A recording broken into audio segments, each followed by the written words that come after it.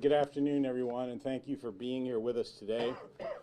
I am Santa Barbara County Sheriff Coroner Bill.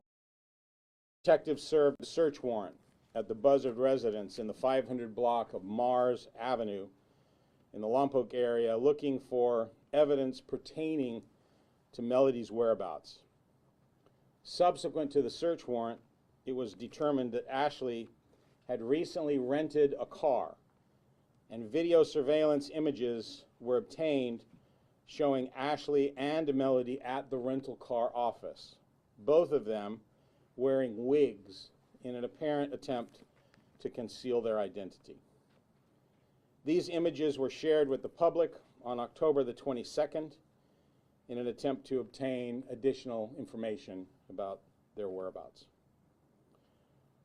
On October 24th, 2025, detectives shared an updated timeline and travel route with the public of Melodee's last known movements along a multi-state round-trip travel route that included California, Nevada, Arizona, Utah, Wyoming, and Nebraska, with a return route including Kansas, Colorado, Utah, Arizona, Nevada, and then back to California.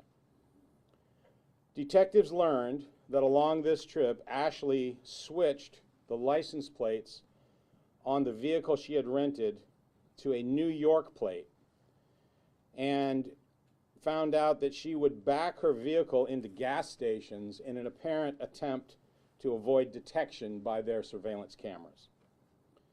Melodee was last seen on video surveillance with Ashlee on the Colorado side of the Colorado-Utah border on Thursday, October 9th, 2025. And detectives now believe that Melodee was murdered shortly after that stop. On October the 30th, sheriff's detectives, along with the FBI evidence response team, responded and served follow-up search warrants at the home of Ashlee Buzzard, as well as for a storage locker that she had rented and upon the car that she had recently rented as well. During the search of the Mars Avenue residence, an expended cartridge case was recovered. During the search of the vehicle, a live round of similar ammunition was located. Detectives submitted the expended cartridge case to the Bureau of Alcohol, Tobacco, Firearms, and Explosives for inclusion in their national database called NIBIN, the National Integrated Ballistic Information Network. December the 6th, 2025, members of the Wayne County Sheriff's Office in Utah responded to a call from a man and a woman who were taking photos just off the 3300 block of East State Route 24 in a remote part of Wayne County, Utah. This couple had discovered the decomposed body of a deceased person off of the side adjacent to West Caneville Road. On December 8th, 2025, a member of the Wayne County Sheriff's Office notified the Santa Barbara County Sheriff's Office of the discovery of the unidentified found body. Although immediate identification of the deceased person was not possible, it was apparent that the decedent was a female who had died from gunshot wounds to the head.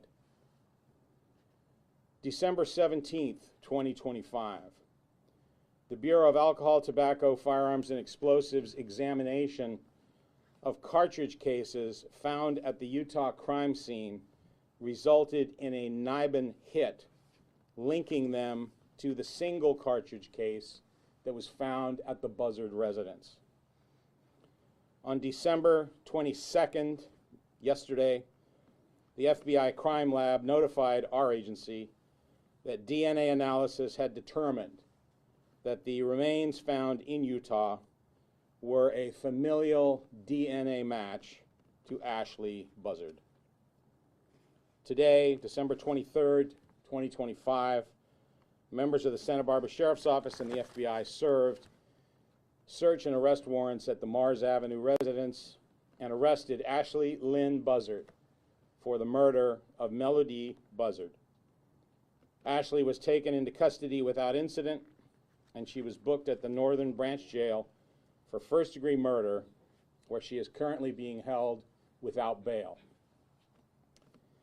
While these developments represent important steps towards holding Ashlee Buzzard accountable for the murder of her daughter, they do not diminish the profound loss that we are acknowledging today.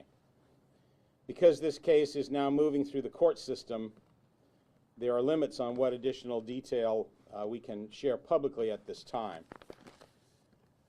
At this point, I'm going to ask Lieutenant Chris Gottschall to recognize the personnel and agencies whose work in our region was instrumental in this investigation. Thank you, Sheriff. Good afternoon. This case required an extraordinary level of coordination and commitment amongst all agencies.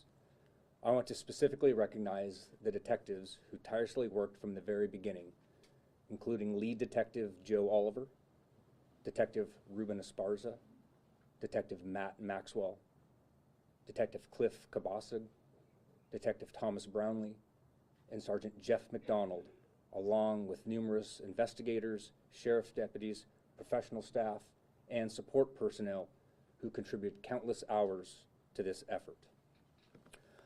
I'd also like to acknowledge our allied agencies whose cooperation and assistance were essential to advancing this investigation across multiple jurisdictions.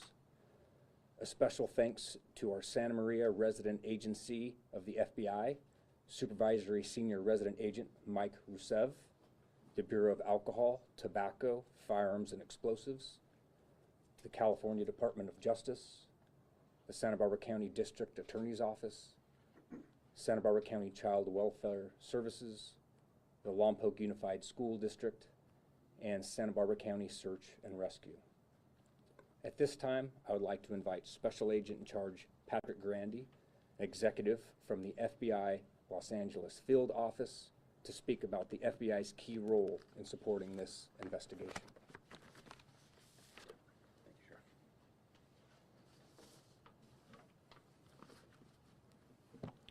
Good afternoon. My name is Patrick Grandy, and I'm a Special Agent in Charge with the FBI's Los Angeles Field Office. Various FBI field offices in multiple states devoted resources to this investigation, and I can confidently speak on behalf of all FBI employees when I say that our collective hearts are broken as a result of this senseless outcome.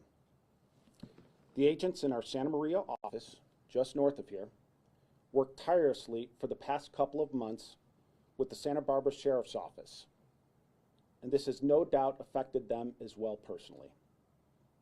We were all hoping to find Melodee alive, as you undoubtedly were as well. That said, the FBI will continue to provide resources to the County of Santa Barbara as they pursue justice for Melodee, whether that be laboratory services, running down leads in other states, or other investigative assets.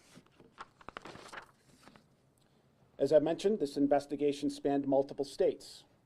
FBI field offices in Denver, Kansas City, Las Vegas, Omaha, Salt Lake City, San Diego, and San Francisco, as well as numerous other local partners, provided resources. In particular, as the sheriff mentioned, the Wayne County Sheriff's Department in Utah and their medical examiner for their dedication to Melodee's remains once they were found. Thank you in advance for bearing with me, as I would like to recognize the following agencies that also played a significant role in this investigation. As the sheriff mentioned, it was quite extensive. From the state of Colorado, the Chaffee County Sheriff's Office, the Colorado Bureau of Investigation, Colorado Department of Transportation, Colorado State Police, Fremont County Sheriff's Office, Grand Junction, Colorado Police Department, Gunnison Police Department, Gunnison Sheriff's Office, Salida Police Department. From the state of Nebraska, the Nebraska State Police.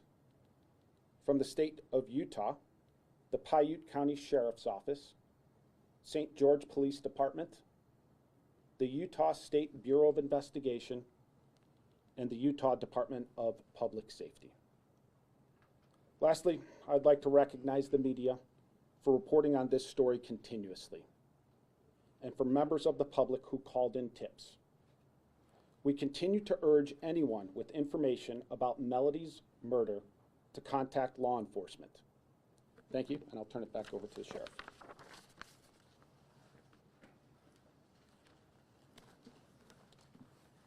Thank you. Let me just conclude by saying these remarks. The circumstances of Melodee Buzzard's murder are heartbreaking.